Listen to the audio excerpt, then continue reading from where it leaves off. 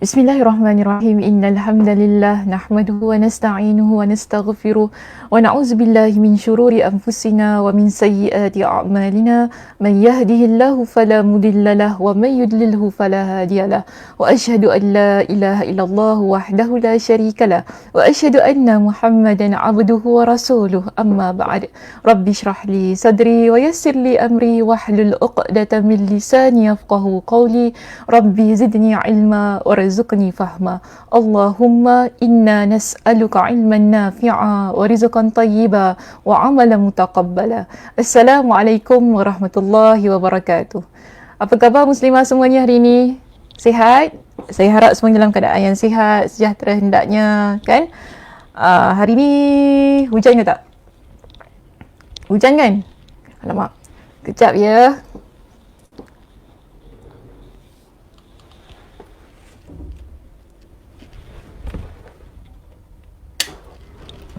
Dui, macam-macam. Okey, minta maaf. Sejuk juga ya hari ni. Tapi tak apalah. Sejuk-sejuk ni susah sikit saya ni nak mengajar. Tapi kena mengajar juga. Okey, tak apalah. So kita mulakan pengajian kita pada hari ni. So macam mana? Hari ni kita akan masuk kepada muka surat kita yang ke berapa? 289. Okey. Sikit lagi ke banyak lagi ni? Macam banyak lagi je Zazah. Betul, banyak lagi ni untuk kita bincangkan berkenaan dengan zuhud. Kita masih lagi ya berada dalam hadis kita yang ke-31 dan hari ini kita akan masuk kepada perbincangan manusia di dunia terbahagi menjadi dua bahagian. Okey, manusia di dunia terbahagi menjadi dua bahagian. Kita akan bincangkan berkenaan dengan bahagian pertama dan kedua ini pada hari ini. Kita akan habiskanlah perbincangan subtopik ini. Baik muslimah, kita baca ya. Manusia di dunia terbahagi kepada dua. Pertama siapa? Orang yang mengingkari adanya pahala dan hukuman bagi hamba-hamba setelah dunia ini. Macam mana tu? Orang yang mengingkari, okey? Orang yang mengingkari Orang yang mengingkari adanya pahala dan hukuman bagi hamba-hamba setelah dunia ini. Orang macam mana ni muslimah? Mereka ni. Ini adalah orang yang tidak mempercayai adanya akhirat. Okey? Yang tidak mempercayai adanya akhirat, yang tidak mempercayai bahawasanya ada kehidupan yang lain setelah kematian. So orang yang begini, mereka merasakan bahawasanya dunia hanyalah semata-mata tempat untuk mereka mengecapi kehidupan. Tu orang kata apa ya? Hidup ni hanya sekali ya. Hidup ni hanya sekali. Betul ke? Kita ni hidup, kita orang yang beriman ni hidup bukan hanya sekali. Kita ada hidup yang selepas kita hidup di dunia ini. Dan mereka ini dan orang seperti ini ada disebutkan dalam Al-Quranul Karim. Okey, ada disebutkan dalam Al-Quranul Karim surah Yunus ayat yang ke-7 hingga ke-8. Dalam surah Yunus ayat yang ke-7 hingga ke-8, apa kata Allah? Innal ladzina la yarjuna liqa'ana waradu bil hayatid dunya wa tuma'annu biha wal ladzina hum an ayatina ghafilun. Ulaika ma'wahumun nar bima kanu yaksibun.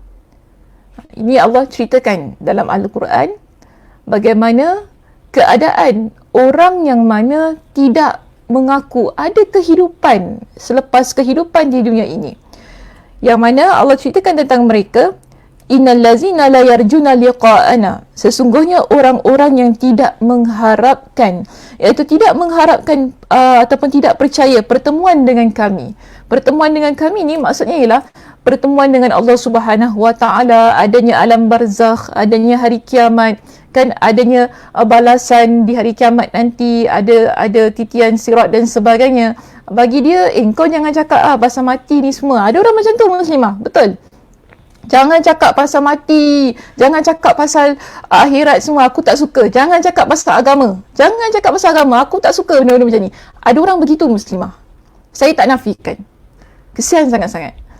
kan, bila dengar tentang kalau kuliah saya ni lah, kuliah kita ni kan, tak suka tengok-tengok macam ini, jauh sangat-sangat.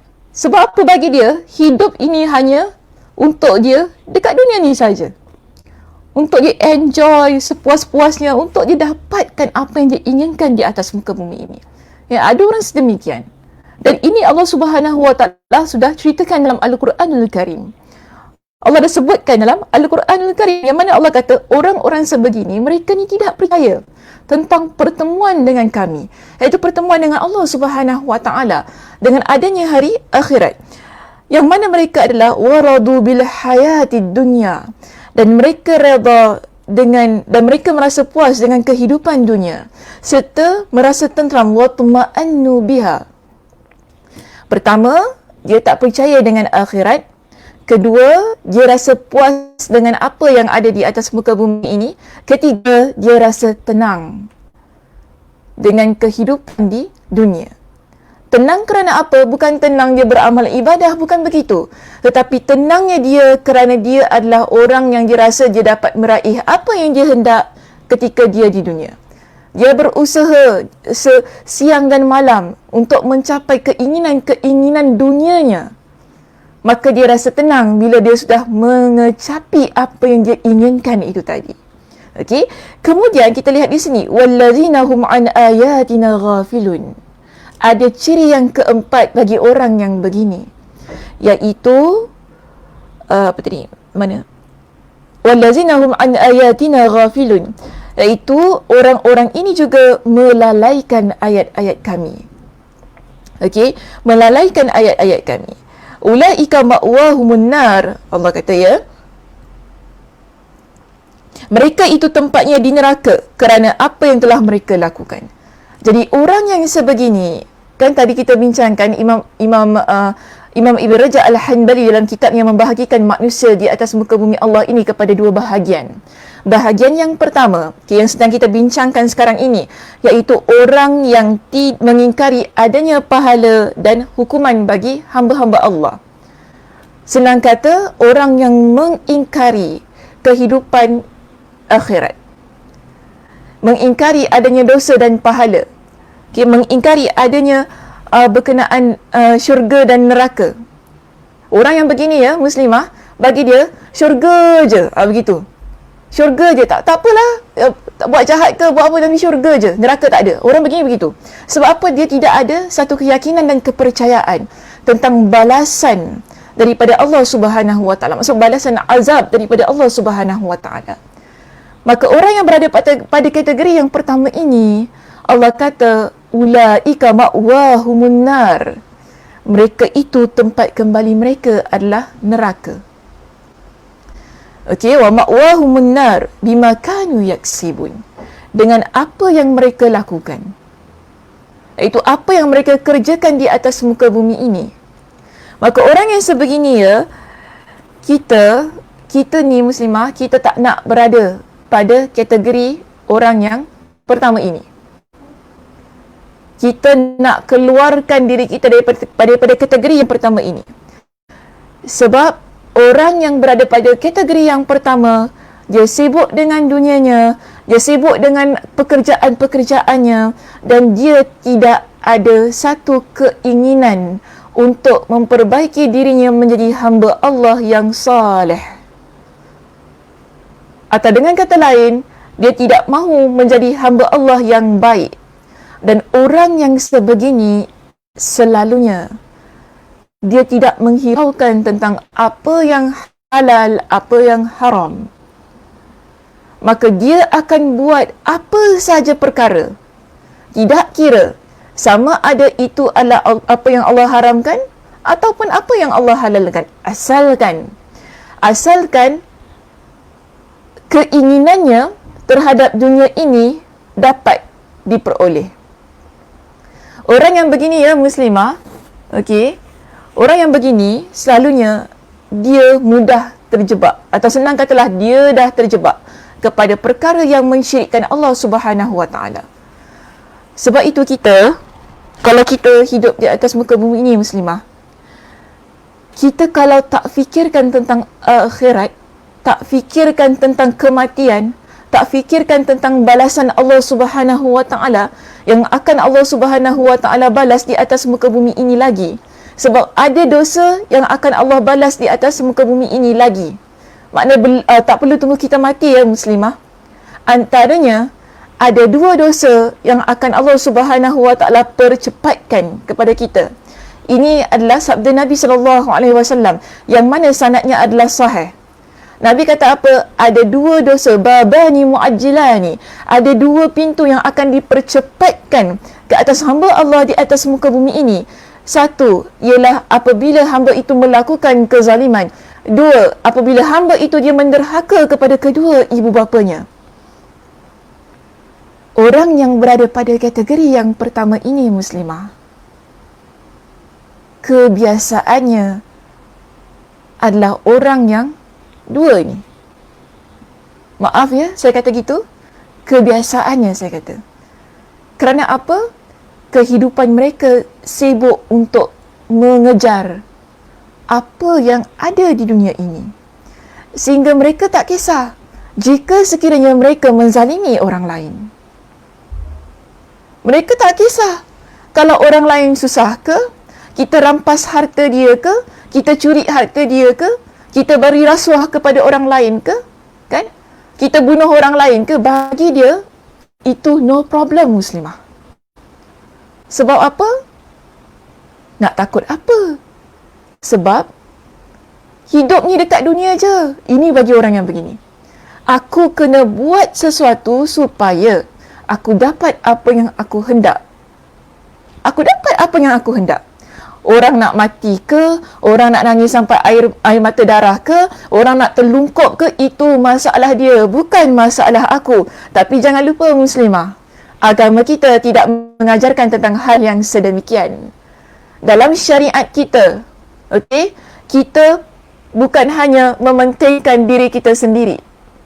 Sebab itu, sebagai seorang yang beriman kepada qada dan qadar, orang yang beriman kepada hari kiamat, orang yang beriman terhadap balasan-balasan yang Allah Subhanahu wa taala akan timpakan kepada kita, kita tak berani buat perkara-perkara yang sedemikian.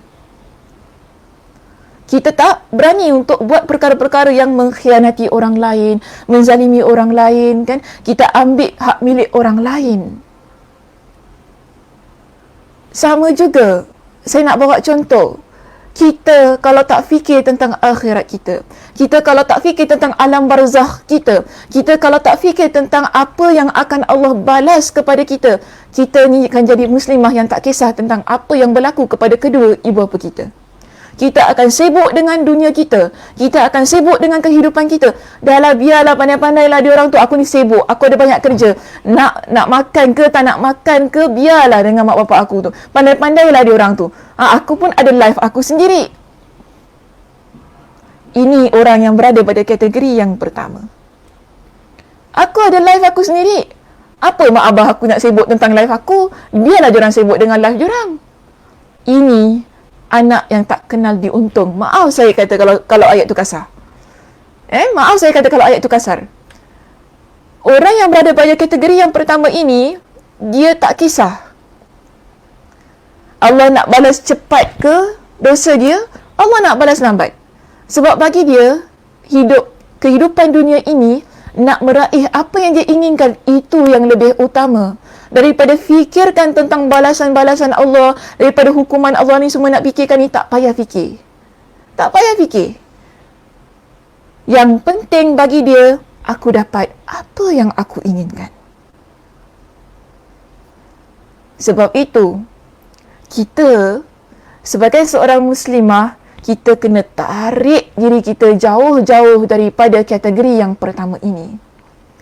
Kerana Allah Subhanahu wa taala sudah sebutkan dalam surah Yunus pada ayat yang ke-8 yang baru kita baca tadi, orang yang sedemikian tempatnya di mana muslimah? An-nar, neraka Allah.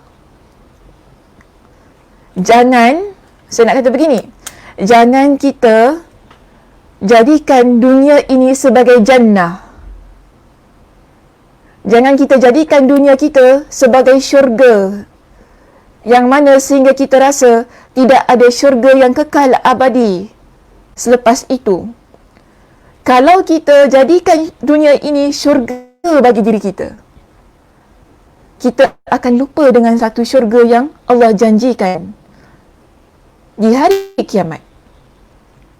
Orang yang berada pada kategori yang pertama ini, mereka lupa dengan syurga yang kekal abadi. Syurga yang Allah janjikan kepada mereka. Sebab itu mereka jadikan apa yang ada di dunia ini sebagai syurga mereka. Syurga yang semata-mata yang perlu mereka kejar, yang perlu mereka kecapi sebanyak-banyaknya, sepuas-puasnya, sehingga mereka mati dalam keadaan yang sedemikian.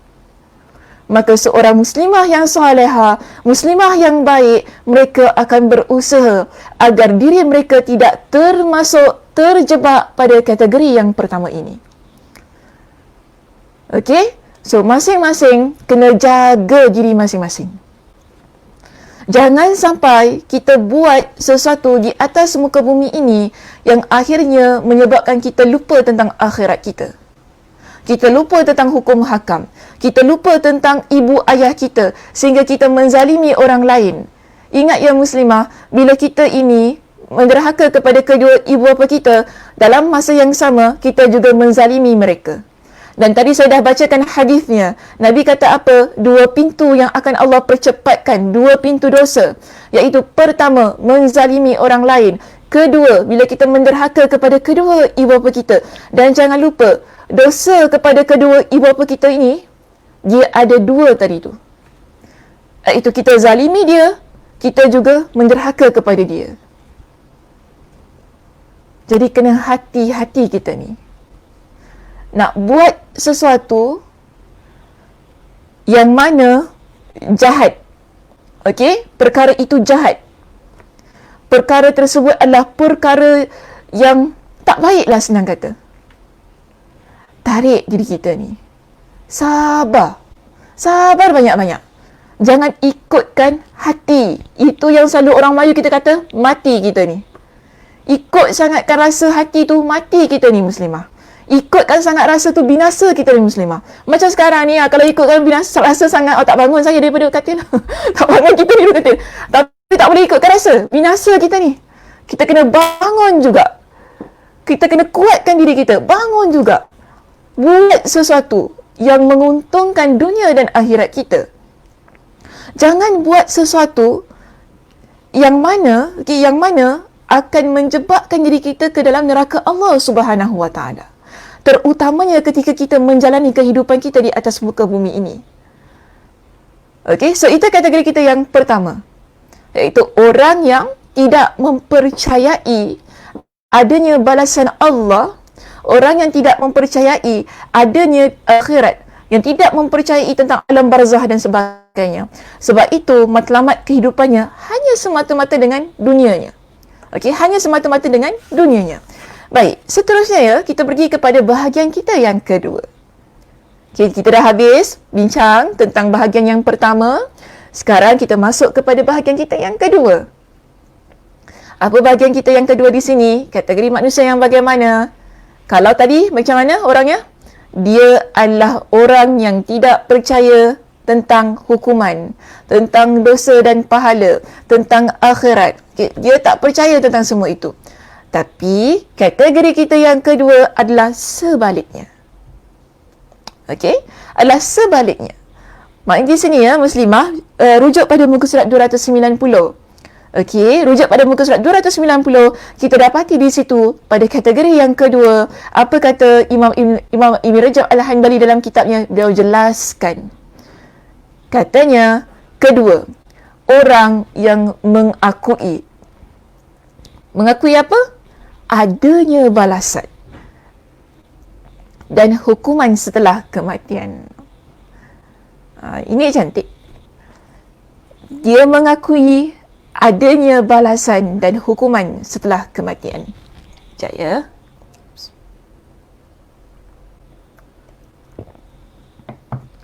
Okey, dia mengakui adanya hukuman dan balasan setelah kematian.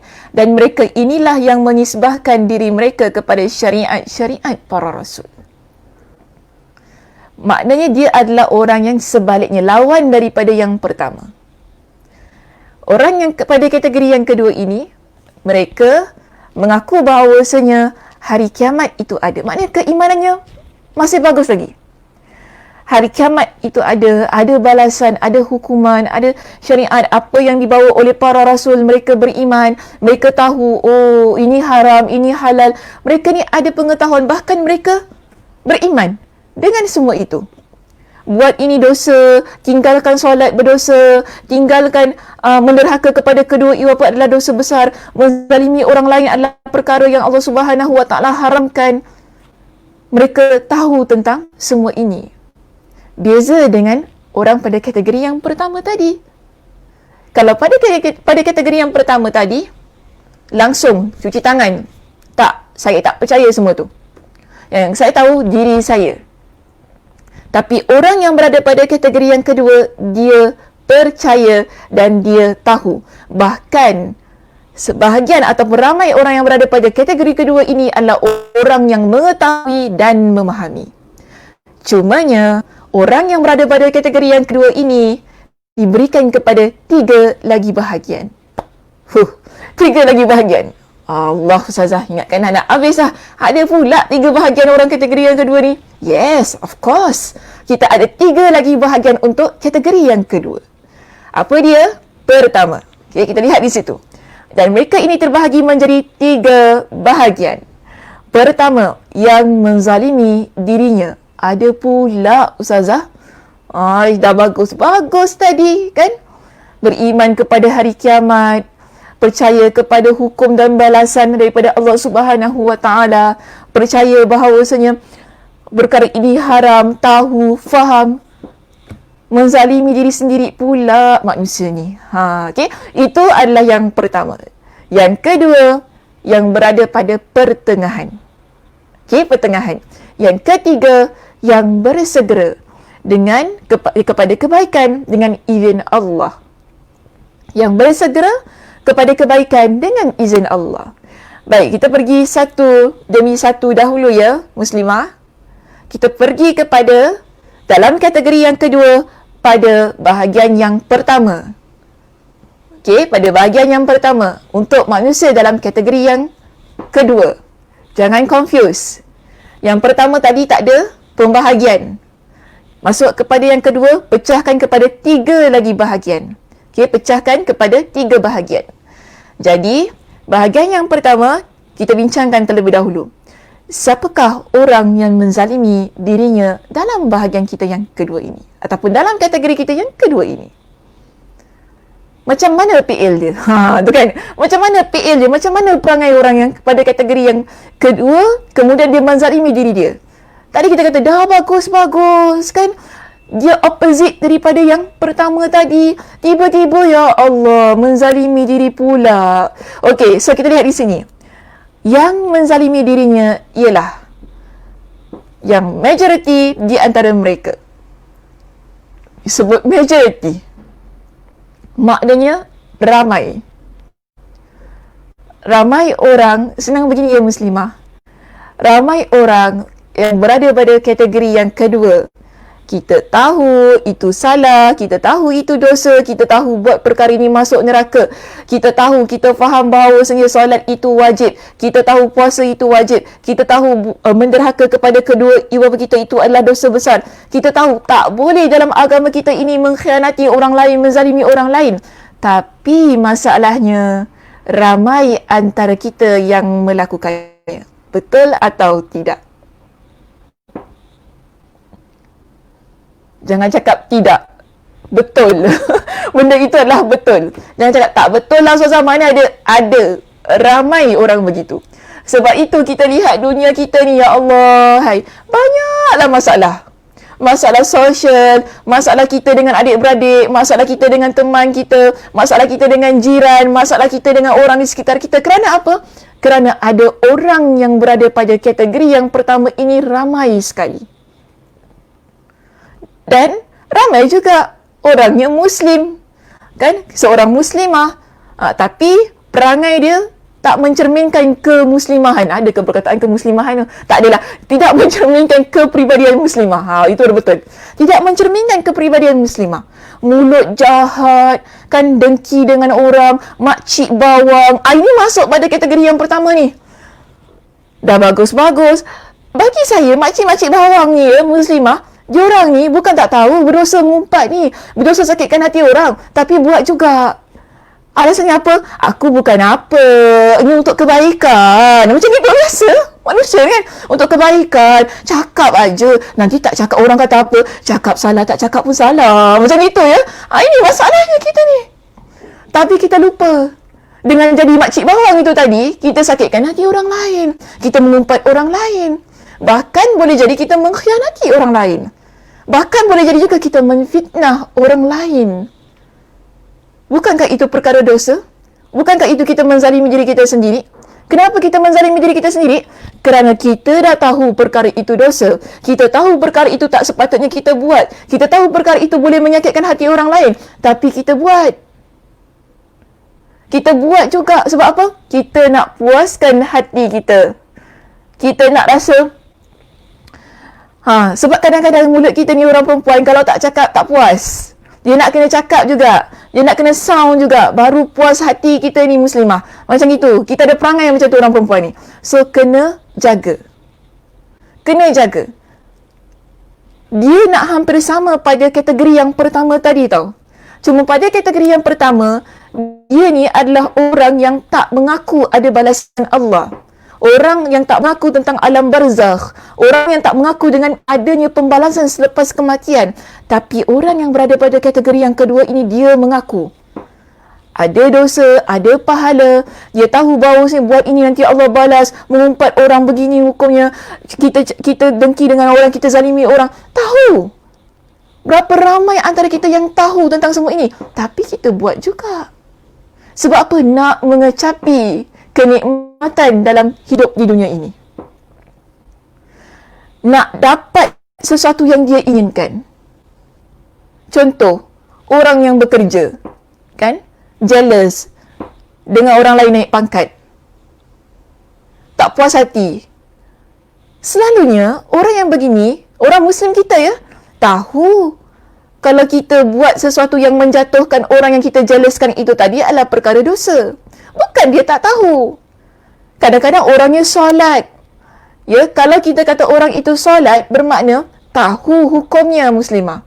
Orang itu solat, orang pakai tudung labu kan? Bukan saya nak saya nak judge bukan tidak. Tapi kita lihat contoh-contoh yang ada di depan mata kita. Orangnya solat, baca Al-Quran, pakai pakaian yang menutup aurat. Tapi masalahnya, buat perkara yang menzalimi diri sendiri. Adakah itu wajar? Tidak seharusnya. Tidak seharusnya. Kerana kita mengetahui tentang dosa. Bahkan ramai yang faham tentang apa yang diketahui itu. Cuma, dia ignore. Dia abaikan. Kerana apa? Nak puaskan nafsunya. Nak puaskan kehidupan dunianya. Sebab itu dia abaikan semua perkara itu. Bukan tak tahu muslimah. Bukan tak faham kadang-kadang. Tapi kerana nafsu tentang kehidupan dunia ini lebih menjadi raja dalam hati dia daripada hukum hakam yang dia tahu. Daripada syariat Allah Subhanahu Wa Taala yang dia pelajari. Sebab itu saya selalu pesan kepada muslimah ni, kita dalam hidup kita dekat dunia ini, jangan kita letak hukum Allah tu dekat bawah tapak kaki kita. Kita tahu tapi kita pijak, kita tahu kita buat bodoh, kita jalan je, kita main langkah je. Jangan buat begitu muslimah. Hukum Allah itu banyak. Hukum Allah ni lah yang memandu kita supaya kita jadi seorang muslimah yang salihah. Supaya kita terpandu, terpimpin dalam kehidupan kita. Agar kita tak masuk menjadi orang yang menzalimi diri mereka. Cuma masalahnya kadang-kadang kita ada keinginan dalam diri kita. Yang kita nak puaskan hati kita ni sangat. Yang kita nak sangat dapat. Sampaikan kita tak kisah. Kita jatuhkan orang lain. Kita fitnah orang lain. kita jadi orang yang tak pedulikan semua itu. Lantaklah, sebab begini ya, ada orang kata dengan saya, peduli apa saya, dosa-dosa lah, yang penting saya puas hati. Dosa-dosa lah, yang penting saya puas hati. Ada orang cakap begitu, muslimah. Ada. Saya peduli apa? Dosa-dosa lah. Masuk neraka lah. Puas hati lah. Kubur masing-masing apa? Orang yang begini, mereka tahu tentang hukum hakam. Tetapi orang yang begini, mereka tidak mempedulikan hukum hakam yang telah Allah Subhanahu Wa Taala gariskan. Sebab itu, kita masukkan mereka pada kategori kita yang pertama pada bahagian yang pertama dalam kategori kita yang kedua. Manusia yang berada di atas muka bumi ini. Yang mana kalau kita baca ya di situ, dijelaskan kepada kita, sebenarnya tadi saya dah syarah dah, ikut saya punya penjelasan kan. Baik, kita baca di sini. Ialah yang majoriti di antara mereka dan kebanyakan mereka adalah orang yang lebih memikirkan dunia dengan segala perhiasannya. Kan orang begini fikir dunia je untuk dia dapat. Lalu mereka menggapainya bukan melalui caranya, jalannya. Mereka ambil dunia ini, duduk di atas muka bumi ini, menjalani kehidupan mereka di atas muka bumi ini bukan dengan caranya, maksud bukan dengan cara yang betul. Bukan dengan sesuatu ataupun bukan dengan jalan yang Allah Subhanahu Wa Taala izinkan, benarkan. Sebab itu kita lihat dan juga menggunakan dunia pada bukan dengan cara yang dibenarkan. Samalah tu boleh dua-dua. Sehingga dunia menjadi cita-cita mereka yang paling besar. Maknanya tujuan mereka yang paling besar itu menjadi dalam kehidupan mereka. Sebab itu mereka marah dan kerana itu mereka redha. Maksudnya begini ya muslimah, sebab itu apa-apa yang berlaku di atas muka bumi ini, di dalam kehidupan dia, dalam kehidupan dia berkaitan dengan dunia. Kalau perkara itu yang dia tak suka berlaku dalam hidup dia, dia akan marah sangat. Kenapa bukan saya yang naik pangkat? Kenapa kawan saya yang naik pangkat? Saya lebih layak apa? Saya kerja lebih lama. Saya senior. Dia baru masuk kerja. Apa mentang-mentang dia ada degree, gaji dia besar ke apa? Saya ni lama tau, dah 10 tahun saya duduk kat sini. Satu habuk pun tak ada. Kita, kalau tujuan kita tentang dunia, begitulah keadaan kita. Marah sekali kita ni. Bila kita tak dapat apa yang kita inginkan tadi. Marah sangat-sangat. Sampai kita ada rasa dengki, benci, geram, kan? Ada perasaan permusuhan dalam hati kita. Ini masalahnya. Kalau kita berada pada bahagian yang pertama dalam kategori yang kedua. Kan? Kemudian, kita kerana apa semua itu berlaku kan? Kerana dia memberikan loyalitasnya. Maknanya dia letakkan satu loyal. Loyal ni apa ya bahasa Melayu? Tak apalah, boleh terjemah sendiri. Loyal. Dan kerananya dia menampakkan sikap permusuhan. Macam saya tadi katalah, musuh, sanggup bermusuh, sanggup menjadi orang yang memutuskan silaturahim contohnya, memutuskan ukhuwah Islamiyah. Kita dengan kawan-kawan kita di sekitar ni adalah, kita panggil ukhuwah. Kan persaudaraan kita dengan kawan-kawan. Ataupun kita dengan ahli keluarga kita ni muslimah, kita dengan mereka, kita panggil ia sebagai hubungan persaudaraan, silaturahim.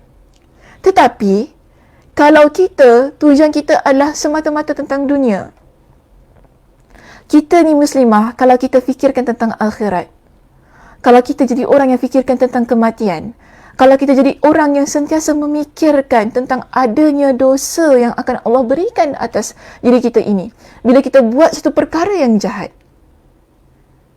kita ni, kalau betul lah kita ni ada sakit hati, kalau kita ni ada rasa, biasalah manusia kan, kita ni sakit hati, orang buat jahat pada kita, ya Allah, hai. Kita rasa macam geram sangat-sangat kan. Tapi kalau kita fikir tentang akhirat kita, dia akan cepat hilang muslimah. Dia akan cepat hilang. Kita tak akan pergi kepada stage yang berikutnya. Apa maksud saya stage yang berikutnya? Kita mula-mula, kita ni ada rasa geram dengan seseorang. Kerana kita nak dapatkan sesuatu. Senang macam inilah kita berebut seorang lelaki, ya kan? Ni biasa berlaku ni, orang perempuan kita. Drama kat TV pun biasa macam tu. Saya bagi contoh macam ni senang, biar mudah faham. Kita ni sibuk sangat, berebut. Macam lah tak ada lelaki lain. Satu orang tu sibuk nak berebut. Yang orang perempuan A nak dengan yang B, yang perempuan A nak lelaki yang tu, perempuan B pun nak dengan lelaki yang tu. Sama. Bergaduh. Kan bergaduh kat sini. Hai. Allah takdirkan wanita yang A bernikah dengan lelaki tersebut. Wanita B ni tak puas hati. Wanita B ni tak puas hati. Apa dia kata? Kalau aku tak dapat, engkau pun tak patutnya dapat. Aku akan usaha kau tak bahagia dengan dia. Ini ciri-ciri orang yang mementingkan dunianya. Kita kalau betul-betul, saya kata dia akan pergi kepada stage yang kedua. Tadi first stage tau. First stage tu dia geram. Sakit hati. Benci. Jaga kau. Masuk kepada stage yang kedua, dia akan buat perkara-perkara yang boleh merosakkan hubungan antara mereka berdua. Tak kira lah pergi jumpa bomoh semah ke bomoh temah ke apa kan. Nak rosakkan hubungan mereka berdua ni, nak sihirkan mereka ke apa. Biar tak ada anak ke apa. Biar korang-dorang tu satu mati ke apa kan. Puas hati aku. Sebab kalau aku tak dapat, engkau pun tak dapat. Ini saya kata dia akan pergi kepada stage yang kedua. Orang yang begini, muslimah, adalah orang yang tidak memikirkan tentang balasan Allah setelah kematian. Kita, betul lah, mungkin kita memang suka sangat dengan lelaki tu. Tapi kalau dah bukan jodoh kita, dah memang jodoh kawan kita dengan dia, sudahlah. Doakan yang baik-baik. Kita yakin dengan takdir Allah, ada jodoh lagi untuk kita kan? Ada jodoh lagi. Ada jodoh yang lain untuk kita kan? Ada jodoh lagi tu maksudnya lain. Ada jodoh yang lain untuk kita kan? Maknanya ada lelaki lain yang akan Allah takdirkan untuk menjadi jodoh kita. So begini masalahnya kita ni, kalau kita tak fikirkan tentang akhirat. Kita kalau fikirkan tentang akhirat ni muslimah, kita ni tak ada masa nak sakit hati dengan orang. Kalau itu rezeki dia dah sudah. Kalau itu jodoh dia sudah. Kita nak cakap apa? Ya jodoh dia. Kau datang setan, kau tak boleh, kau kena rebut. You must fight for your rights. Macam tu datang. Kau kenal itu hak kau. Bukankah kau kenal dia dulu? Betul lah kita kenal dia dulu. Tapi tak semestinya orang yang kita kenal dulu, dia yang jadi suami kita. Betul tak? So, mana letaknya kita punya keyakinan kita terhadap qada dan qadar sebagai seorang yang beriman? Mana letaknya keyakinan kita terhadap rezeki yang Allah Subhanahu Wa Taala tetapkan untuk diri kita? Kalau kita jadi orang yang sedemikian, bermakna kita ni orang yang tak fikirkan tentang kematian muslimah. Hidup kita ni singkat. Bila kita tahu hidup kita ni singkat, Allah akan berikan kepada kita ni balasan kalau kita buat dosa. Allah akan berikan kepada kita dengan siksaan, dengan azab bila kita menyia-nyiakan kehidupan kita dengan perkara-perkara yang merosakkan kehidupan orang lain. Kita tak ada masa nak buat perkara ni. Kita tak ada masa nak sakit hati dengan orang lain. Kita tak ada masa nak fikirkan bagaimana nak runtuhkan kehidupan ataupun nak musnahkan kehidupan orang lain. Sebab kita sibuk nak buat baik muslimah. Ini kehidupan yang perlu kita kejar. Tapi kalau kita menjadi orang yang dalam bahagian yang pertama, kita akan jadi orang yang menzalimi diri kita sendiri. Kita rugi muslimah.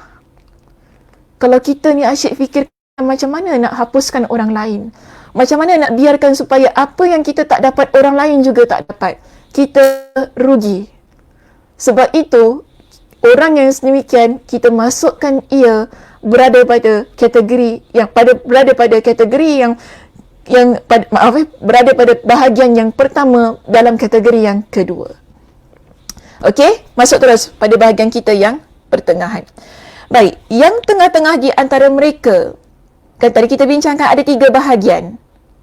Pertama dah settle ya perbincangannya. Masuk kepada yang kedua. Yang kedua di sini, yang tengah-tengah di antara mereka ialah orang-orang yang mengambil dunia dari jalannya yang mubah. Maknanya tak ada problem lah orang yang kedua ni. Okey saja, okey? Melaksanakan kewajipan-kewajipan Allah dan tidak menambah apapun terhadap yang wajib. Allah kata solat 5 waktu, okeylah, solat 5 waktu. Maknanya hidupnya biasa-biasa saja muslimah. Kerja, kan, cari rezeki yang halal. Ini maknanya kita panggil sebagai orang yang biasa-biasa saja. Sebab tu kita letaknya pada bahagian yang pertengahan. Okey? Kerja macam biasa. Pagi pergi kerja, pagi solat subuh, okay, bangun, lepas tu pergi kerja, makan, minum, masuk zuhur, solat zuhur, kan, lepas tu balik, tengok kuliah, okay, gitu je lah. Hidupnya macam tu je. Macam biasa saja.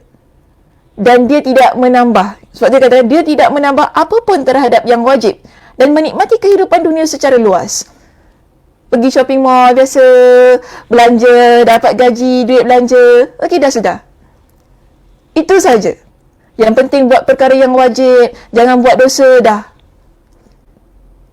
Beza dengan orang yang berada pada kategori bahagian yang ketiga.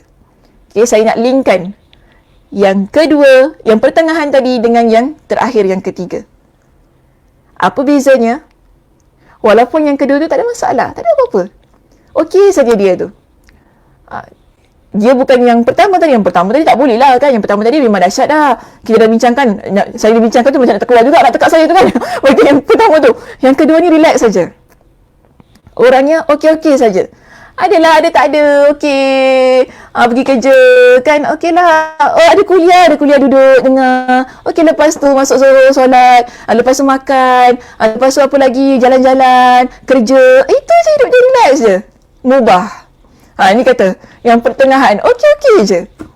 Tapi bila kita masuk kepada bahagian yang ketiga, okey, terus saya pergi kepada perenggan kita yang terakhir ya, pada muka surat 290 di situ.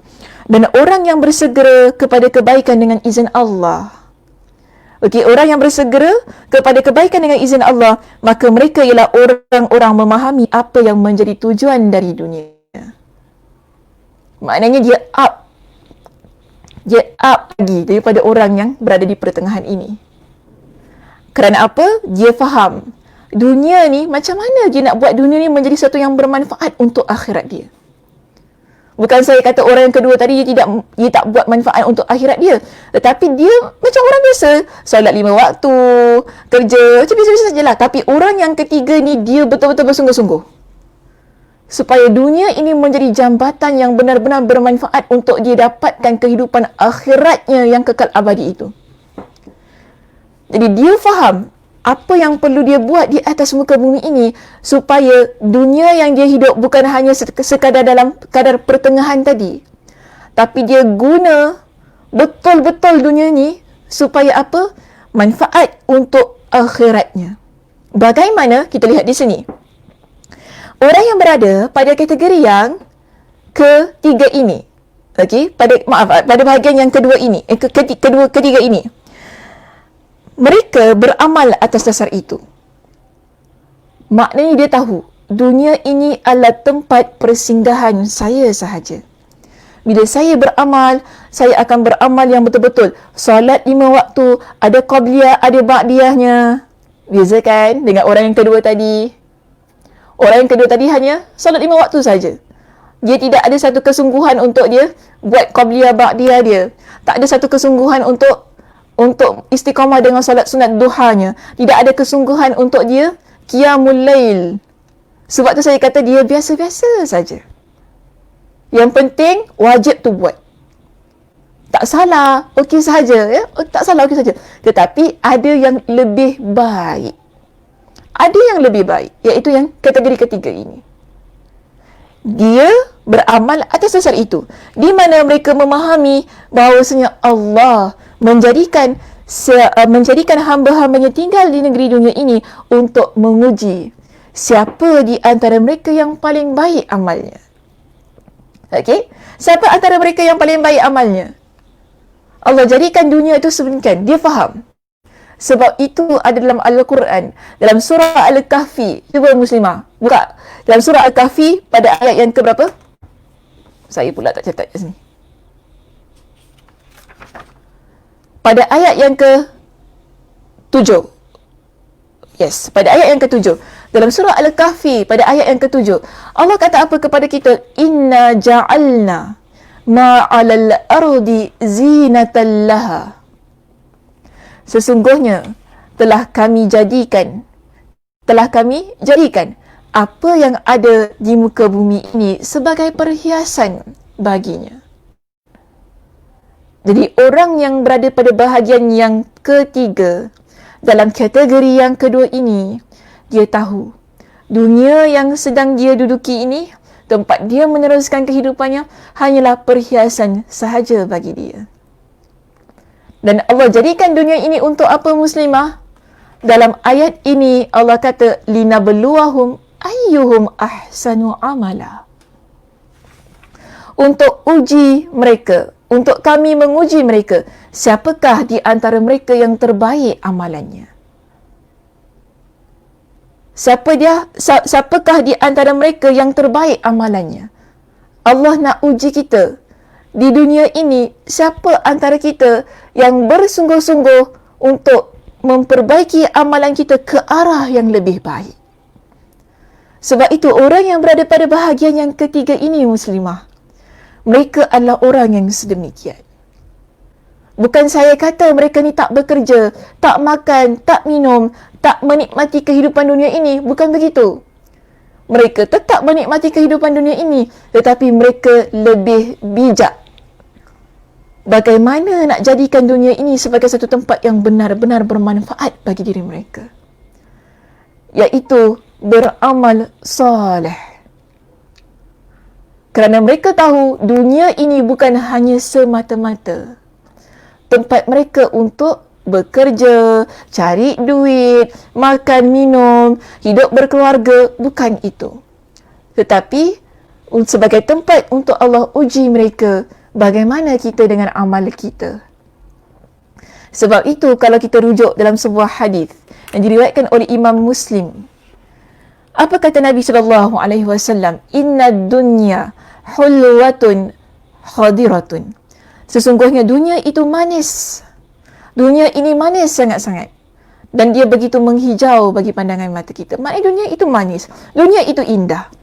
Wa inna allaha mustakhlifukum fiha. Dan Allah Subhanahu wa ta'ala jadikan kita di atas muka bumi ini sebagai orang yang untuk memakmurkan, untuk mentadbir dunia ini. Kemudian apa kata Nabi? Fanazirun maza ta'malun. Tapi Allah nak lihat, bila Allah jadikan engkau di atas muka bumi ini sebagai orang yang memakmurkannya, sebagai orang yang mentadbir dunia ini, yang mana dunia ini hijau, manis, Allah nak lihat apa yang kalian buat di atas muka bumi ini. Kita nak buat apa di atas muka bumi ini? Adakah kita nak jadi orang yang biasa-biasa saja walaupun kita tahu okey sahaja, tak jadi masalah. Nak jadi orang yang mubah tadi kan, pertengahan biasa-biasa saja. Tapi alangkah baiknya kalau kita merebut kekuatan yang Allah berikan kepada kita untuk kita jadi orang yang luar biasa, iaitu kita tempatkan diri kita pada kategori ataupun pada bahagian yang ketiga, iaitu menjadi orang yang benar-benar beramal soleh di atas muka bumi ini. Bagaimana? Dia tidak cukup dengan hanya sekadar melakukan perkara-perkara yang wajib. Tetapi orang yang berada pada bahagian yang ketiga ini, setiap hari, setiap masa dia akan berusaha untuk memperbaiki amalannya ke arah yang lebih baik. Kalau selama ini kita tinggalkan solat sunat kita, muslimah, orang yang berada pada bahagian yang ketiga ini, dia akan mempergiatkan solat sunatnya. Kalau selama ini kita adalah orang yang tidak istiqamah dengan qiyamul lail kita, muslimah, maka orang yang berada pada bahagian yang ketiga ini, dia akan jadi orang yang berusaha untuk istiqamah dengan qiyamul lailnya. Kalau selama ini kita adalah orang yang mengabaikan Al-Quran kita, muslimah, orang yang berada pada bahagian yang ketiga ini, dia akan sentiasa buka Al-Qurannya untuk terus menjadi orang yang istiqamah dengan Al-Qurannya. Ini kita panggil sebagai orang yang berada pada bahagian yang ketiga, yang mana mereka memahami tujuan hidup di dunia ini hanya sebagai tempat persinggahan, yang mana mereka perlu lakukan apa? Beramal soleh dengan sebaik-baiknya.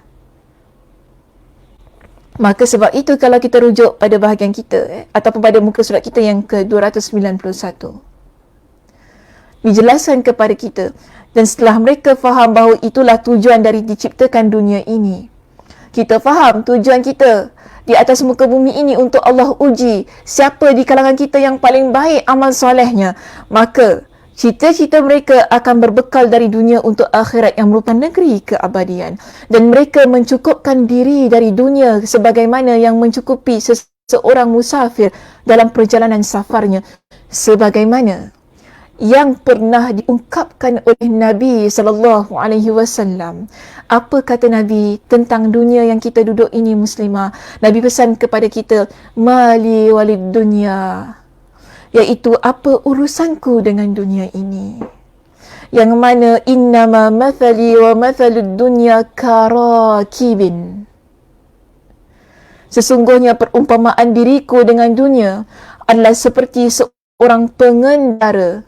Itu orang yang menaiki satu kenderaan ataupun orang yang bawa satu kenderaan, qala fi zilli syajaratin, yang berteduh untuk istirahat siang sejenak di bawah rindang sebatang pohon, thumma raha wa tarakaha, kemudian pergi meninggalkannya. Hidup kita begitu, muslimah. Kita seperti orang yang naik kenderaan. Ambil contoh macam ini, Nabi berikan perumpamaan kepada kita. Dunia untuk Nabi ini seperti seorang yang sedang menaiki kenderaan, kemudian nampak satu pohon, kita penat, kita rehat di atas di pohon yang rindang itu. Lepas kita lepaskan kepenatan kita, lalu kita pergi tinggalkan pohon tersebut. Begitu keadaannya. Dunia begitu. Dunia ini cuma tempat yang sementara maknanya. Yang Nabi jadikan ia sebagai tempat untuk kita rehat, kemudian kita terus berusaha untuk melaksanakan amal soleh kita. Kita tinggalkan, dah rehat, dah habis, dah penatnya, kita tinggalkan, teruskan perjalanannya. Begitu dunia ni. Macam kita nak pergi Malaysia, muslimah, kita nak pergi Melaka ke apa kan, ada R&R kat situ kan. Kita naik kereta kita drive, penat-penat, ya Allah, bila nak sampai Melaka tu macam cepat sangat lah, dekat sangat. Kita nak pergi Penang pergi Penang kan, kita drive, lepas tu kita jumpa R&R, rehat dan merawat. Kita duduk situ sekejap, makan, minum, dah habis. Adakah kita nak duduk kat situ sampai esok hari? Tak ada maknanya. Macam itulah dunia kita. Tak ada maknanya nak duduk kat situ sampai esok hari. Ya Allah, buat apa nak duduk sini? Tujuan kita adalah nak pergi Penang tadi. Bila kita dekat dunia ini, tujuan kita adalah akhirat.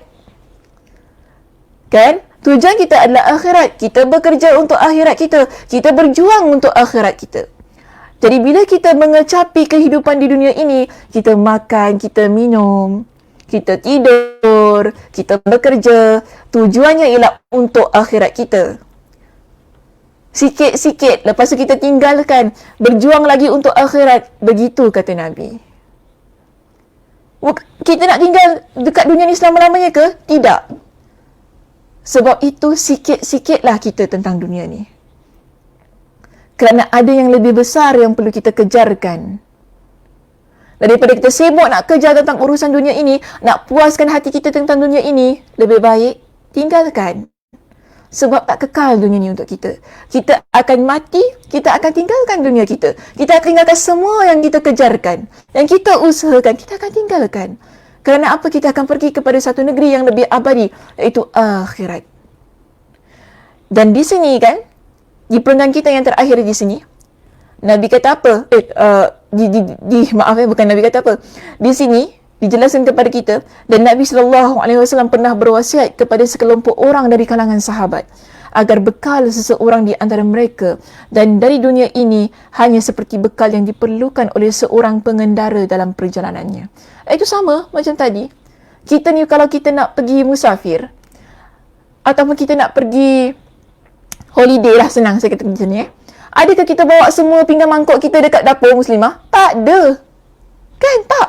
Kita bawa periuk belanga kita, cerik kita, aircon semua bawa, lampu semua kita bawa. Ada? Tak. Sebab apa kita tahu? Bekal yang perlu kita bawa hanya secukupnya sahaja. Kerana apa? Bila kita dah pergi tempat tu, kita akan tinggalkan tempat tu. Kita tak stay dekat situ untuk selama-lamanya. Dunia begitu. Yang sekadarnya sahaja Muslimah. Itu lebih baik untuk kita. Ikut kepada kemampuan kita.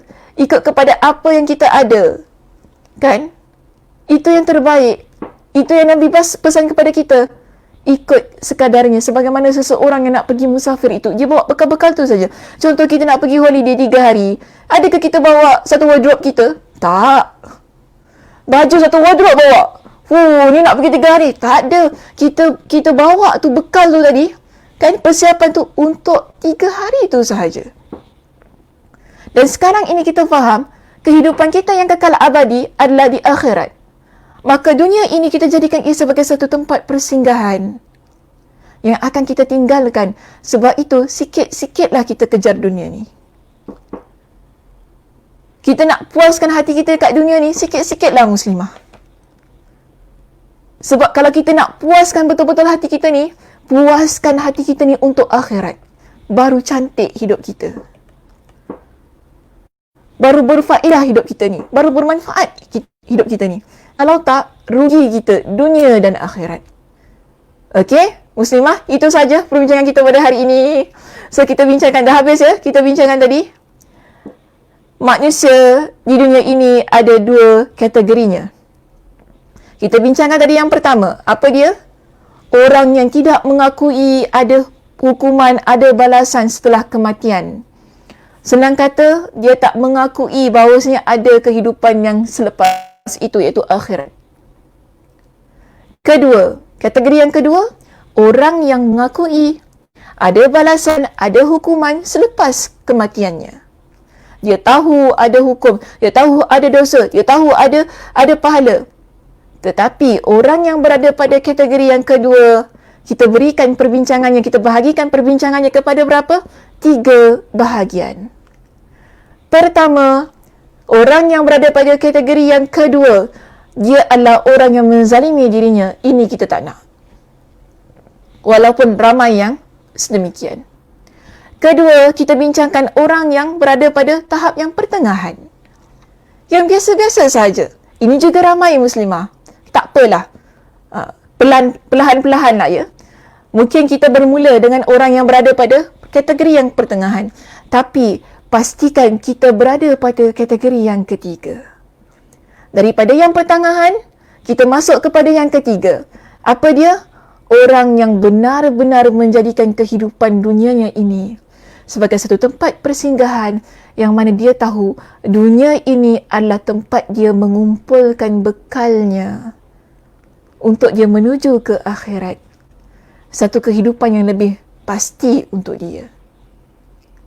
Okey Muslimah, itu sahaja perbincangan kita pada hari ini. Ada soalan? Jika ada soalan, saya boleh ambil 1 ataupun 2 soalan di situ. Dipersilakan.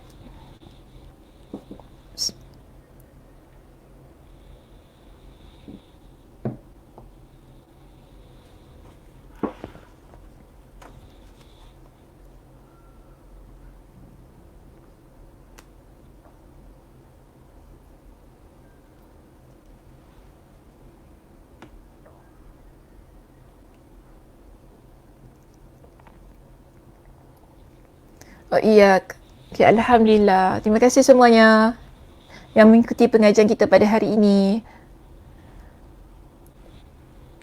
Ada soalan? Kalau tak ada pun Alhamdulillah juga. Kalau tak ada pun Alhamdulillah juga ya.